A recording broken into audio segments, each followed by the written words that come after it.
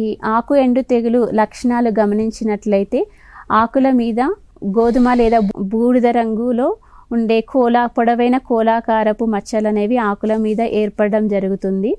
క్రమేపీ ఈ మచ్చలు అనేవి ఆకులంతటా వ్యాపించి ఆకులు కూడా ఎండిపోవడం జరుగుతుంది.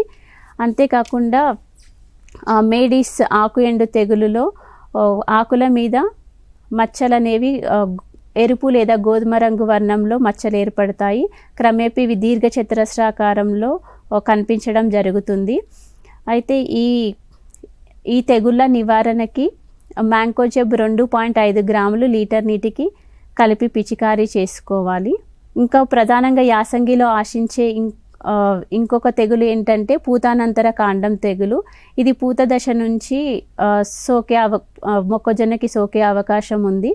ఈ పూతానంతర కాండం తెగులు ఆశించిన మొక్కల్లో కాండం మీద మనకి గోధుమ రంగు చారలు కనిపిస్తాయి.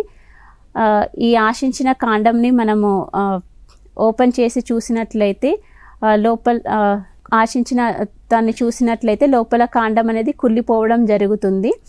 అంతేకాకుండా పంట కోతకి రాకముందే ఈ కాండం అనేది మొక్క అనేది నేల మీద పడిపోవడం జరుగుతుంది.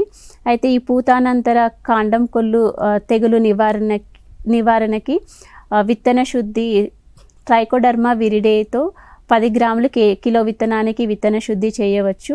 అంతేకాకుండా 100 కిలోల పశువుల ఎరువులో 10 కిలోల ట్రైకోడర్మా విరిడేని కలిపి అందులో వృద్ధి చేసుకొని పంటలో వేసుకోవడం ద్వారా కూడా ఈ పూతానంతర కాండం తెగులు నుంచి మొక్కజొన్నని కాపాడుకోవచ్చు.